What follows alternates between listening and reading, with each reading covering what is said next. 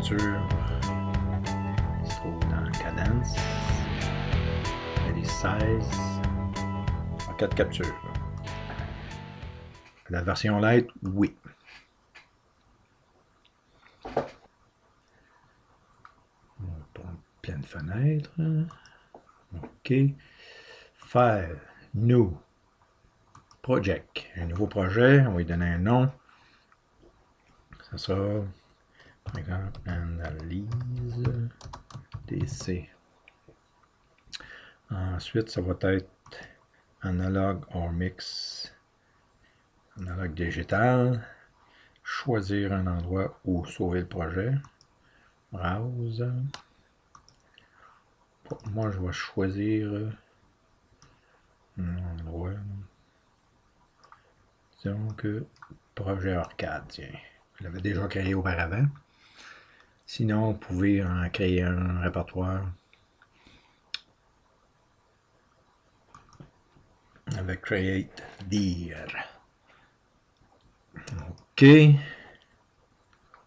OK. Donc, on nous demande ici de créer à partir d'un projet existant qui s'appelle Analog Ground Symbol.opg ou bien de créer un projet vide. Donc, le projet vide ne contient aucune librairie, tandis que celui-là contient déjà les librairies pour faire une analyse PSpace. Donc, on va choisir celui-là. Est-ce qu'il y a d'autres modèles? Oui, il y en a plusieurs. Hein? Donc, c'est le premier par défaut. Regardons donc s'il y en a d'autres. Bon. Dans notre cas, on va prendre le premier. OK. Donc, il va... La version light, oui. Version light, oui. Oui. Donc, il a créé le projet avec différents dossiers. Et dans le dossier des ressources, le nom analyse DC qu'on avait donné au projet, il y a une extension .dsn. Et la page, dans le schématique, il y a une page qu'on peut renommer aussi. Par exemple, renommons circuit 1. Pour faire original. OK. Donc, en plus, il y a des librairies, comme j'ai dit tout à l'heure, par défaut, en cause qu'on a copié à partir d'un projet existant. Analogue, breakout, source, source STM, spécial. Bon, pour l'instant, c'est ça. Si je double-clique sur circuit, la page, je vais agrandir. J'ai une page ici. Pour l'instant, on nous donne ça. Je vais bye-bye. Je vais effacer. OK? En série, ensuite, delete.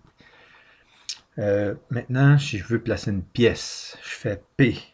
Ou bien, je vais dans le menu, mais en faisant P, le menu apparaît automatiquement, vous voyez. Et ici, j'ai les librairies qu'on a vues tout à l'heure qui sont dans le projet. On peut en rajouter d'autres en cliquant sur le bouton ici. Et on peut en enlever quelques-unes qu'on n'a pas de besoin. Donc, dans mon cas, je vais essayer pour voir s'il n'y aurait pas une R pour une résistance. Ah, tiens, juste en tapant R, on l'a. Donc, je vais double-cliquer sur R.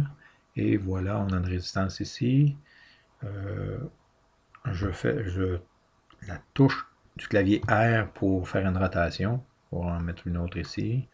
Et encore une rotation pour venir ici. Voilà, on va dire qu'on a ces trois résistances-là. Escape.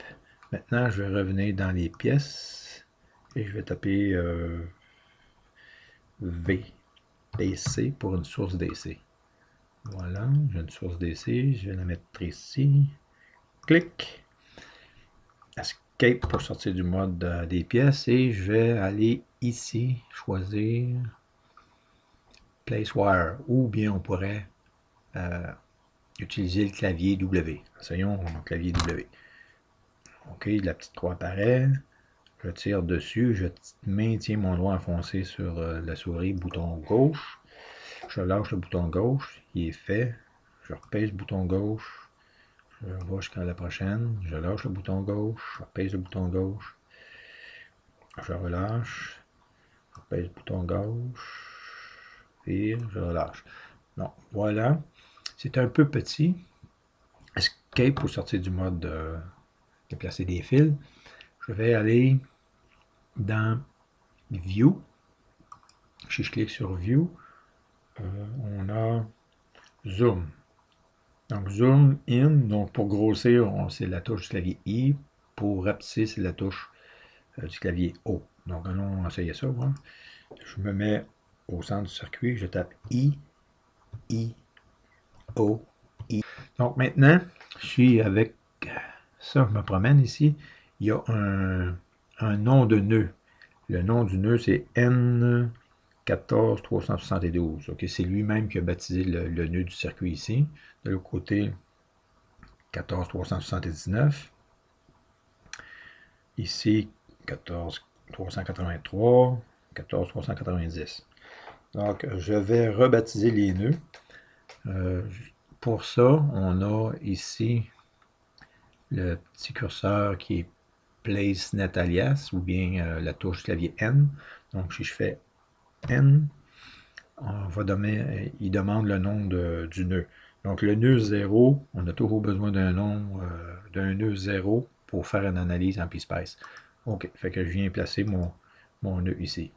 Ensuite, ici, je vais rebaptiser celui-là. Je vais mettre 1. Comme je vais en mettre un autre ici, je vais la tab. Espace. Bon, je vais y mettre Escape. Et puis, je vais rééditer ici. Donc, le numéro 1. Enter. Numéro 2. Enter. Numéro 3. OK. Donc, maintenant, mes noms de nœuds sont avec des numéros qui ont un peu plus d'allure. Voilà. La source ici, la source DC, je peux changer la valeur. Je vais mettre, par exemple, 100 volts DC. VDC, 100 volts DC. OK, paf. Je vais le tosser un peu là, pour que elle rentre dans ma pile. On va prendre comme ça? Ouais, OK. Comme ça. Donc maintenant, je vais faire demander une analyse de mon circuit. Donc, pour ça, je vais aller au niveau de l'ajustement de l'analyse. Donc, le profil de la simulation. Si je vais cliquer là-dessus, il apparaît au bas ici le fichier. Et si je regarde ici, le bias point, c'est ça qu'on veut faire. On veut trouver tous les courants et les tensions, les puissances dans le circuit. Donc ça, c'est l'analyse bias point. Les autres analyses, on les fera plus tard. Présentement, c'est le point d'opération qu'on appelle aussi en français. Donc pour ça, je fais OK. Et puis, je vais aller sur faire le play, si on veut, ici. Je pèse dessus. OK, on me dit là que ça va affecter tout le design. Là. OK, donc voilà. Il a terminé. Le nœud 0 ici, c'est le nœud que j'ai moi-même mis comme référence. Donc, toutes les tensions dans le circuit sont par rapport à ce nœud-là. Donc, au nœud 1, la tension est 100 volts. Au nœud 2, la tension est de 66 volts, 66. Et au nœud 3, la tension est de 33 volts. Donc, si on veut savoir la tension de R1, ben c'est 100 moins 70, ça va me donner comme 33. Ici, on a 66 moins 33, ça va donner 33. Et puis ici, 33 moins 0, ça va donner 33 encore. Donc, c'est 33.33, si on veut. Là. Donc, on a un circuit série avec des résistances de même valeur. Donc, on a le tiers de la tension ici, le tiers de la tension là, le tiers de la tension là, comme on a vu. Et on peut vérifier aussi les lois de Kirchhoff. La somme des tensions dans un parcours est égale à 0. Donc, on voit les tensions parce que l'icône ici en haut est activée. Donc, si je désactive, on ne voit plus rien. Je peux demander les courants. Le courant ici est 33 mA partout dans le circuit. Et si je demande la puissance, on a la puissance de 1.1 watts pour chacune des résistances. Donc, c'est trois résistances identiques dans lesquelles parcourt, il y a le même courant parcourt ces résistances-là. Et on a ici 3,33 watts. Donc, on pourrait dire le bilan des puissances. Les puissances qui sont dissipées dans chacune des résistances est fournie par la source. Donc, c'est pour ça qu'on voit le signe moins ici.